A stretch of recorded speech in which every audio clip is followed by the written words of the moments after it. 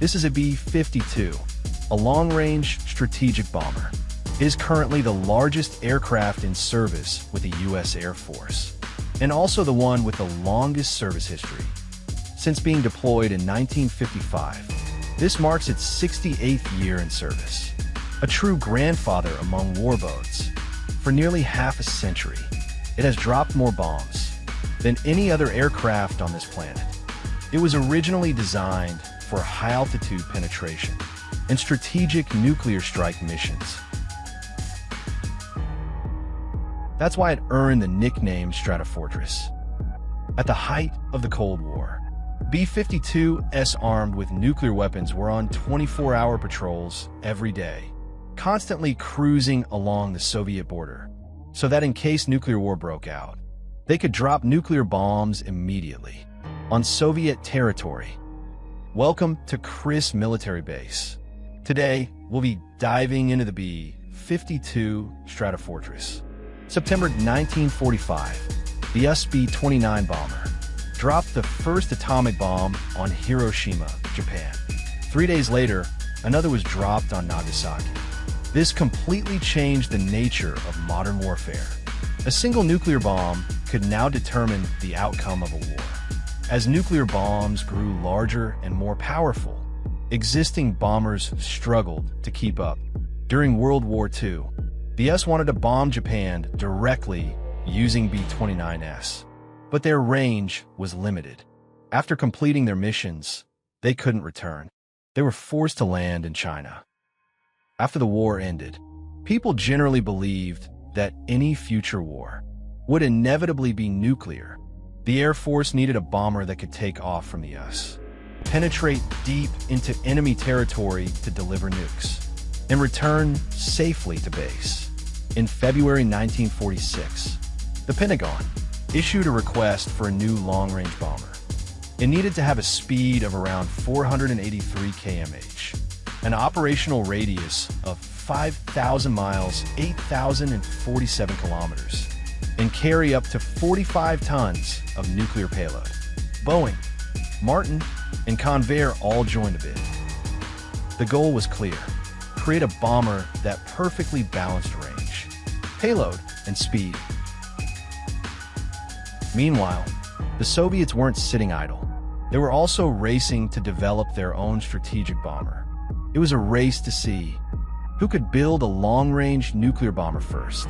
In 1948, Boeing won the project. 4 years later, the B-52 was officially unveiled in Seattle. Its maiden flight lasted a full 3.5 hours. A record-breaking first flight. It demonstrated America's ability to deliver retaliatory nuclear strikes on the Soviet Union. But in a twist of fate, just months after the B-52's maiden flight, the Tu-95 made its debut in the Soviet Union. It too could take off from Soviet soil and carry out nuclear strikes on the US. If you're curious about the Tu-95, we'll cover it in a dedicated episode later. Once again, the strategic balance was restored. But the Americans weren't content with just being even. They wanted superiority. That's when General Curtis LeMay entered the scene. He proposed a plan to showcase America's most advanced nuclear weapons. The B-52 would play the starring role. On May 21, 1956, at Bikini Atoll, during an exercise codenamed Cherokee, a B-52 dropped a nuclear bomb. It was a Mark 15 hydrogen bomb weighing 3,447 kilograms. The resulting mushroom cloud reached a height of 286 kilometers. Its yield was equivalent to 200 Hiroshima bombs. After showcasing this firepower to the Soviets, General LeMay was determined to let the Soviets witness their delivery capabilities. In January 1957, he ordered 3 B-52s to fly around the world to demonstrate the B-52's unmatched operational range. But General LeMay still wasn't satisfied. He believed that simply demonstrating wasn't enough. He wanted the B-52s to patrol continuously. In 1960, he launched a new nuclear deterrence program. He ordered B-52s armed with nuclear warheads. to routinely patrol the Soviet border every day. This was the famous Operation Chrome Dome. There were a total of 3 patrol routes. The first crossed North America and Canada, passed over Iceland, Greenland, and the Arctic Circle, then returned to the western US via Alaska. The second route crossed the Atlantic, circled the Mediterranean, and returned to the southern US. The third route was a 24-hour, non-stop patrol over Greenland airspace. B-52s carried out round-the-clock alert missions targeting strategic Soviet sites. Strategic targets. Each B-52 on duty carried a sealed envelope of strike orders. Before each mission, the sealed envelope was handed to the aircraft commander. It remained sealed at all times. If the Cold War ever turned hot, B-52s would immediately fly into Soviet airspace and strike those targets. Aerial refueling allowed B-52s to loiter along the Soviet border day and night, putting the B-52 at the front line of Cold War readiness. It became a symbol of American military power.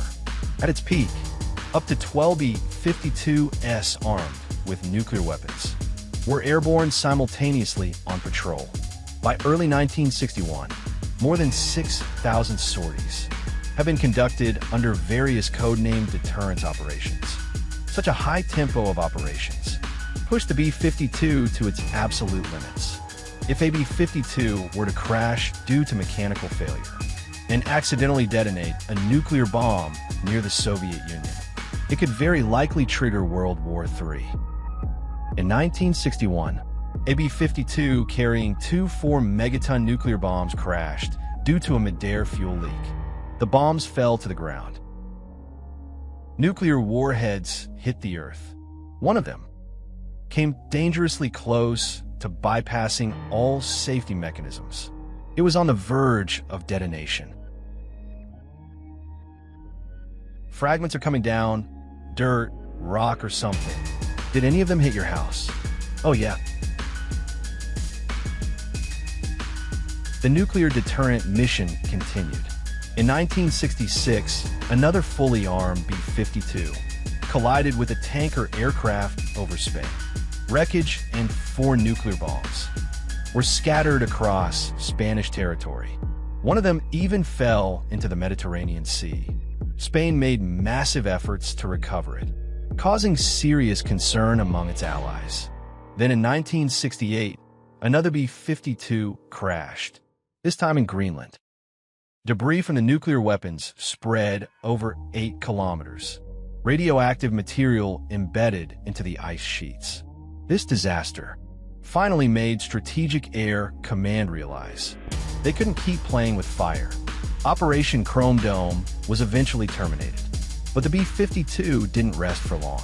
It was quickly assigned a brand new mission. This time, it would travel halfway around the globe to Vietnam. This was the first time the B-52 was used in actual combat. Upon arriving in Vietnam, it immediately demonstrated its terrifying power. In the first phase of combat, B-52s were dropping over 8,000 tons of bombs per month. A single aircraft could conduct saturation bombing. Soon, it earned the nickname Carpet Bomber. The Viet Cong favored guerrilla warfare in dense jungles, which proved to be a headache for the Americans. If they couldn't find you, they just burned down the jungle.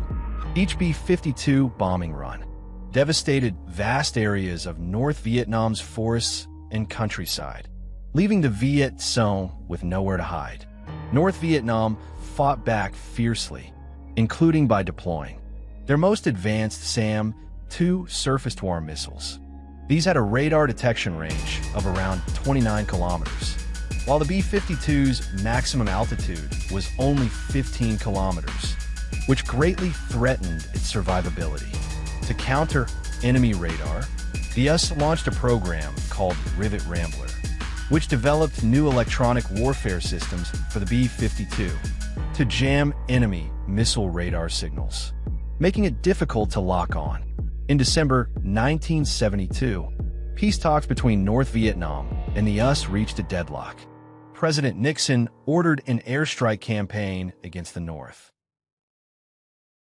At Andersen Air Force Base in Guam, over 100 fully armed B-52s stood ready for takeoff.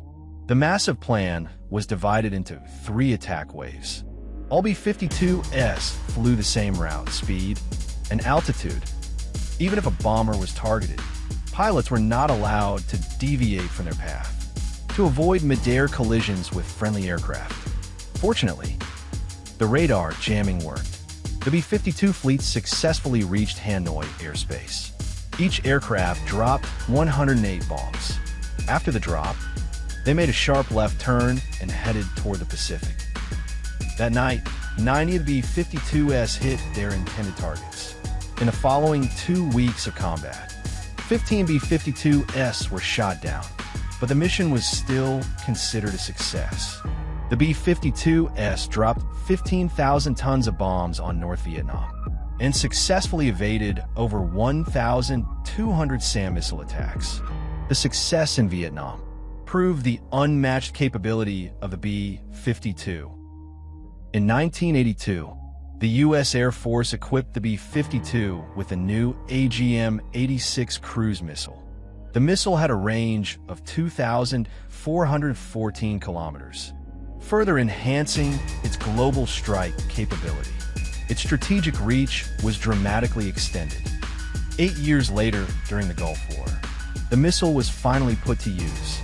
The B-52 was tasked with disabling Iraqi communication facilities, radar systems, and air defenses.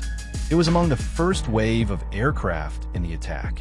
Its role was to pave the way for follow-up strike aircraft.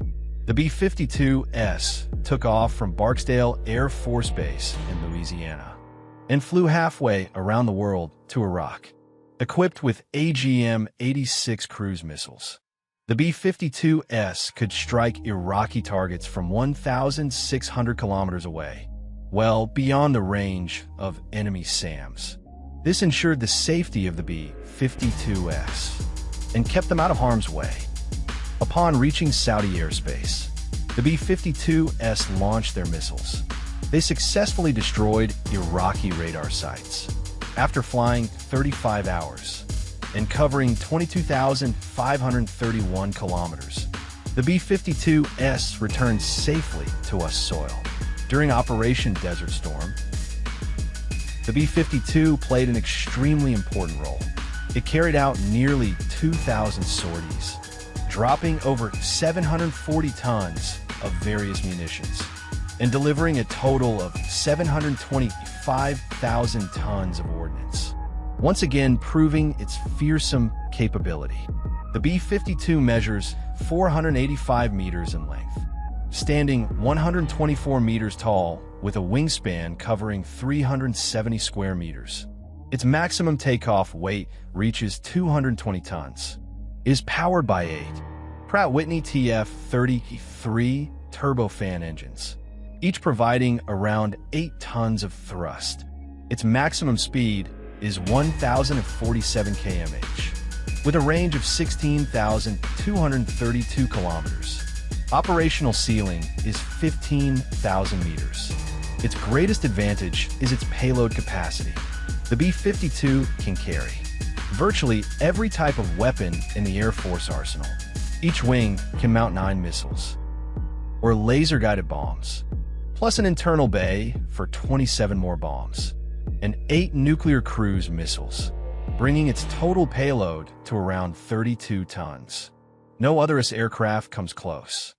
The B-52 is also the most cost-effective strategic bomber with cruise missile capability. Among all strategic bombers, it has the lowest maintenance and operating costs. Each flight hour costs about $1,000 in maintenance, which is why the U.S. military decided to keep it in service. In September 2021, the U.S. Air Force announced a contract with Rolls-Royce to replace the engines of the B-52 Stratofortress. The program is budgeted at $26 billion. A total of 76 B-52 bombers will receive new engines. They will remain in service through 2050. The B-52 will also receive the APG-79 ESA radar, currently used on Super Hornets. Installing this radar will be one of the most impressive upgrades for the B-52, as it greatly enhances detection capabilities, allowing the B-52 to more effectively identify and engage targets. Given that its primary targets are land or sea-based, the APG-79 will be inverted to optimize downward detection, enhancing its ground surveillance capability. The first 6 upgraded B-52s are expected to reach initial operational capability by 2027. Once both upgrade phases are complete, the aircraft will be designated B-52J, expected to serve until around 2050. And that concludes the story of the B-52. It shows us what it truly means to age like fine wine. As the grandfather of strategic bombers, it has written its own legendary chapter. Let me know what you'd like to see in the next episode. See you in the next video.